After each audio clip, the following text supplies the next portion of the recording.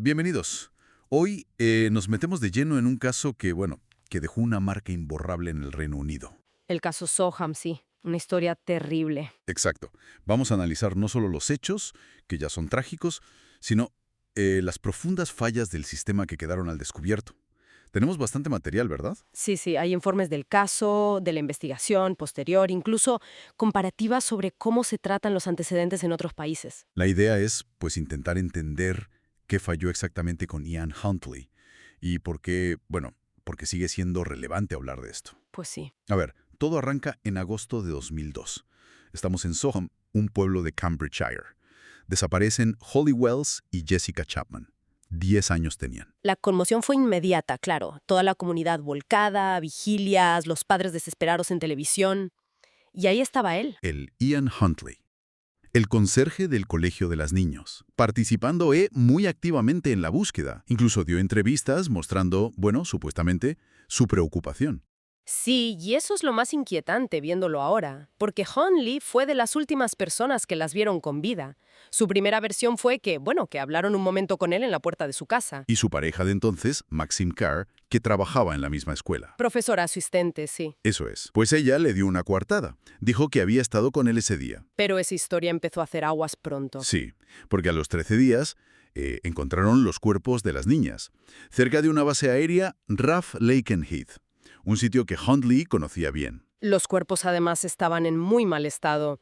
Intentó quemarlos, lo que dificultó determinar la causa exacta de la muerte, aunque todo apuntaba a asfixia. Ya en el juicio, la defensa de Huntley fue increíble. Cambió la versión. Alegó muertes accidentales, sí. Y además, historias totalmente distintas para cada niña. Poco creíble, la verdad. El jurado no se lo tragó, claro.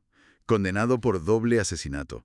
Cadena perpetua. Y Carr también fue condenada por obstruir a la justicia al darle esa coartada falsa. Y aquí es donde todo explota, ¿no? La pregunta que se hizo todo el país. ¿Cómo es posible?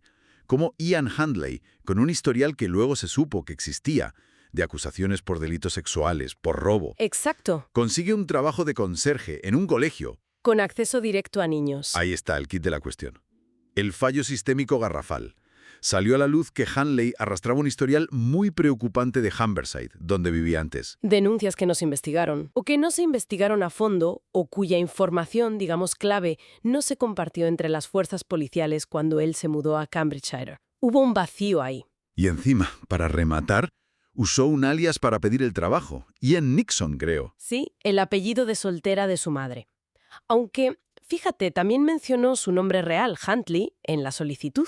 Pero entonces, ¿qué pasó con las comprobaciones? ¿No saltó nada? Pues parece que no. O bien la comprobación principal se hizo solo sobre el alias, Nixon, o los sistemas de la policía de Cambridgeshire no fueron capaces de conectar los dos nombres. Increíble. O sea que todo el historial asociado a Huntley... ¿Se perdió? No lo vieron. Un fallo tremendo en el cruce de datos. La indignación pública fue enorme, como es lógico. Y de ahí surgió la investigación Bichard. Efectivamente, Sir Michael Bishard la encabezó para mirar con lupa qué había pasado con las prácticas de protección infantil y, sobre todo, cómo manejaba la policía esa información sensible. Y lo que destapó Bichard es complejo, ¿no?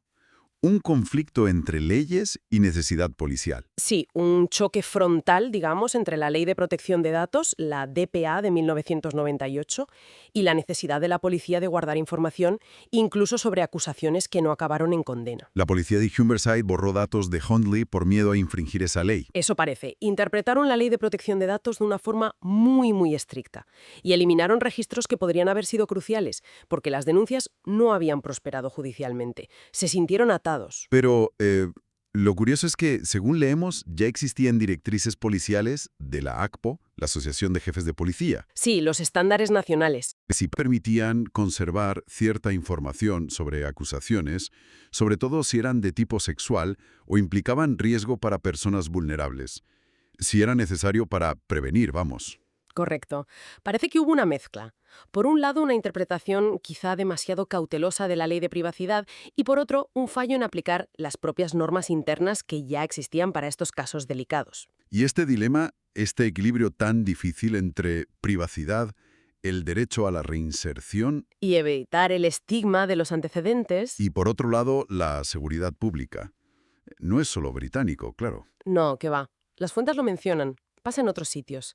En España, por ejemplo, la tendencia es proteger más la privacidad. Los antecedentes no son públicos una vez cumplida la condena. Mientras que en Estados Unidos, quizá. Quizás se facilita más el acceso público a esa información priorizando la seguridad comunitaria, aunque genere otros problemas. Es un debate constante. El caso Huntley fue, bueno, una lección terrible sobre las consecuencias de tener sistemas de información rotos, fragmentados. Devastadoras consecuencias. Y aunque la tecnología ha mejorado mucho desde entonces, se buscan bases de datos más conectadas, comprobaciones más exhaustivas. Pero la tensión de fondo sigue ahí, ¿verdad? Sigue ahí, sí.